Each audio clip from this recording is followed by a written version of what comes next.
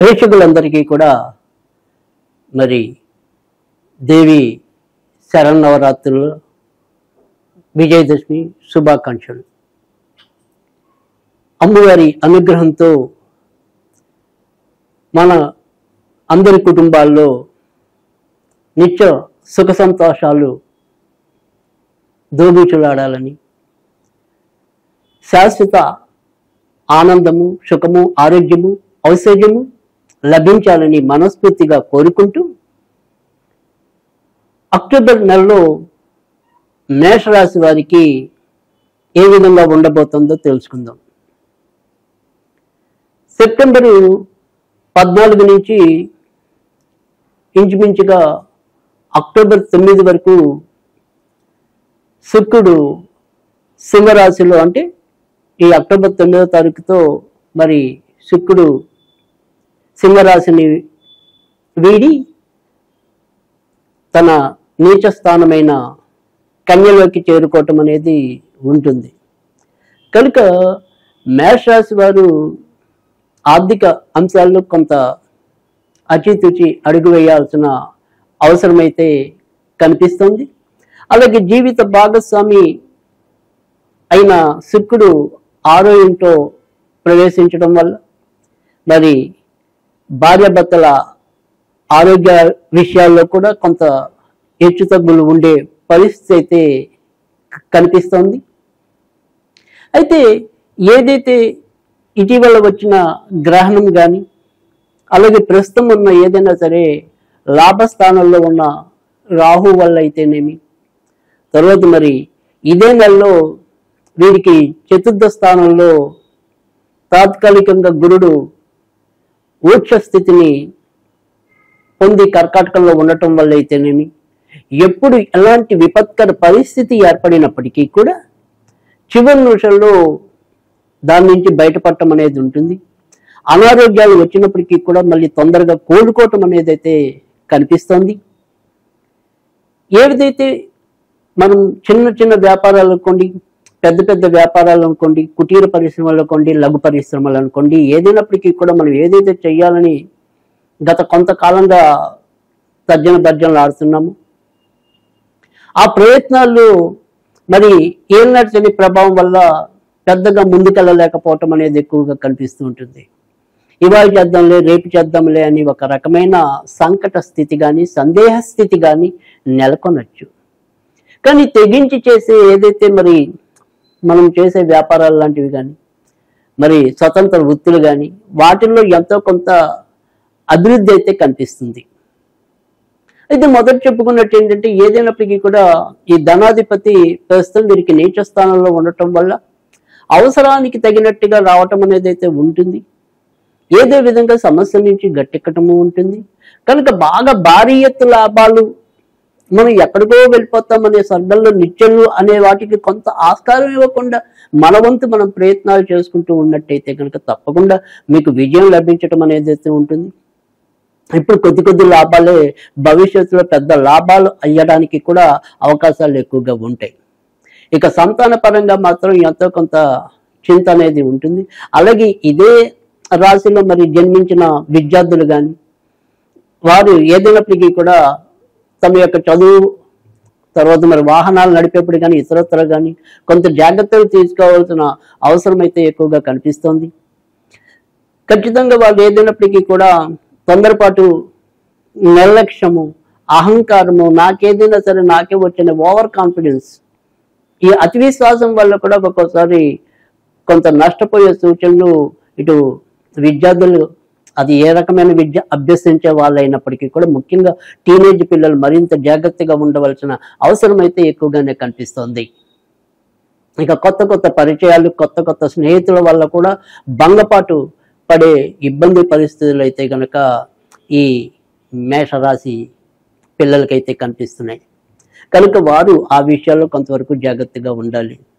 విదేశాలకు వెళ్ళాలి అనుకునే ప్రయత్నాలు అయితే కనుక తప్పకుండా ఫలించడం అనేది అయితే ఉంటుంది. ఇక కొత్తగా వివాహం కావాలి అనుకునే వారి ప్రయత్నాలు, మనోరథాలు ఏవైతే ఉంటాయో అవి మరి ప్రస్తుతం ఏదైతే వీరి యొక్క వివాహకారకుడు నీచంలో ఈ నెల నుంచి ముఖ్యంగా అక్టోబర్ 9 నుంచి సంచరించడం అనేది ఉంటుంది కనుక కొంత మరి ప్రయత్నాలు ఏవైనప్పటికీ కూడా బలంగా ముందుకెళ్ళలేకపోవచ్చు. సంబంధాలు దగ్గర దాకా వచ్చినట్టే వచ్చి ఏదో రకంగా ఆగిపోయే పరిస్థితి అయితే ఉంటుంది. ఇక భార్యాభర్తల మధ్య ఏదైనప్పటికీ కూడా చిరుచిరు కోపాలే తప్ప పెద్దగా వీటిని ప్రభావవంతం చేసే విపత్కర పరిస్థితులు అయితే తాండవించవు. వ్యాపారస్తులు ఎవరైతే అంటే ఇప్పటికే వ్యాపారం చేస్తున్న వాళ్ళు ఎవరైతే ఉంటారో వారి యొక్క లాభాలు అనేది ఆశాజనకంగా ఉన్నప్పటికీ కూడా ఖర్చులు నియంత్రణ తప్పటం అనేది అయితే ఎక్కువగా కనిపిస్తుంది. అలాగే తొందరపాటు లేకుండా కొద్దిగా బుద్ధిపూర్వకంగా 1-2 సార్లు ఆలోచించి తీసుకునే కొత్త నిర్ణయాలు ఫలోపేతమవుతాయి. ఇక షేర్ మార్కెట్ స్పెక్యులేషన్స్ ఈ నెలలో పెద్దగా వీరికి అనుకూలమనేది కాదు. ముఖ్యంగా ఏదైతే మరి రాబోయే 2-3 నెలలంతా కూడా బుధుడు కుజుడు కలిసి సంచరించడం వల్ల కూడా గోచారంలో మేష రాశి వారి వ్యక్తిగత ఆరోగ్య విషయాల్లో కూడా కొంతవరకు జాగ్రత్తగానే ఉండవలసిన పరిస్థితి కనిపిస్తోంది. అయితే మొదట చెప్పుకున్నట్టు ఏంటంటే ప్రమాదకరమైన పరిస్థితులు లేకపోయినప్పటికీ కూడా ఎంతో కొంత అనారోగ్యాలు, జీవిత భాగస్వామికి కూడా ఏదైనా సరే అనారోగ్యం, ఇలా ఏదైనా ఈ అనారోగ్యాలు కూడా ఎంతో కొంత ఈ నెలలో వీళ్ళని పలకరించిపోతూ ఉంటాయి. అయితే బెంగపడవలసిన అవసరం మాత్రం కనిపించడం లేదు. ఇక కొత్తగా సంతానం కావాలి అని కోరుకునే దంపతులు ఎవరైతే ఉంటారో వారికి కొంతవరకు అననుకూల అంటే ప్రతికూల పరిస్థితులే ఎక్కువగా కనిపిస్తున్నాయి. ముఖ్యంగా ఇటు బుధుడు కుజుడు కలిసి సంచరించడం అనేది, మరి పంచమాధిపతి కూడా నీచ స్థానంలో అక్టోబర్ 17 నుంచి చేరుకోవటం అనేది, వీటి వల్ల కూడా సంతాన విషయాల్లో కొంతవరకు భంగపాటు కానీ లేదా ఆరోగ్యపరంగా ఇబ్బందులు కానీ గర్భస్రావాలు కానీ ఇలాంటి విపత్కర పరిస్థితులు కూడా మరి దంపతులు ఎదుర్కొనే పరిస్థితి అక్టోబర్ నెలలో కనిపిస్తుంది. ఇక దూర ప్రాంతాలకి వెళ్తే అక్కడ ఎలా ఉంటుంది అనేది, అంటే ఇప్పుడు సరే వెళ్ళటం అనేది మనం ఎలాగైనా వెళ్ళొచ్చు, కొంతవరకు అనుకూలమైన స్థితి ఉంది అని కూడా మనం చెప్పుకున్నాం. కానీ ఒకవేళ వెళ్తే అక్కడ బాగుంటుందా వెళ్ళటం అవసరమా లేదా అనే ప్రశ్నలు ఉదయించినప్పుడు ఖచ్చితంగా వెళ్ళొచ్చు. సమీప భవిష్యత్తు అయితే ఖచ్చితంగా మేషరాశి వారికి ఆశాజనకంగా సానుకూలకంగానే పరిస్థితులు ఎక్కువగా ఉండే ఇదైతే కనిపిస్తుంది ప్రస్తుతం గోచారంలో అయితే. ఇక మనం ఏదైనప్పటికీ కూడా ఇరుగు పొరుగు వారు అనేది, అంటే ఇవాళ రోజుల్లో ఎప్పుడైతే ఎక్కువ శాతం మంది కూడా మనం సామూహికంగా జీవించడం అనేది ఎక్కువగా జరుగుతుంది. అరుదుగానే మనం ఏదైనా సరే ఇండిపెండెంట్గా ఉండేది ఉంటే, ఎక్కువ శాతం అయితే కనుక మనం ఈ గురు సముదాయాల్లో ఇలాంటి పరిస్థితుల్లో ఉంటున్నాం కనుక మనకి పొరుగు వారితో మంచిగా వెళ్ళటం అనేది కూడా అవసరం. అయితే ఈ నెలలో కొంతవరకు వీరికి ఆ ఇరుగు పొరుగు వారికి సంబంధించిన కుజుడితో ఉండటం వల్ల కొంత ఆకస్మికంగా ఏవైనా సరే అపార్థాలకి తావిచ్చే పరిస్థితులు, తర్వాత మరి తోడబుట్టిన వారితో కూడా ఇంకా విభేదాలు ఏదో రకంగా కొనసాగటాలు, ఇలాంటి పరిస్థితులు అయితే కనుక మేష రాశి వారికి అయితే ఎక్కువగా కనిపిస్తున్నాయి.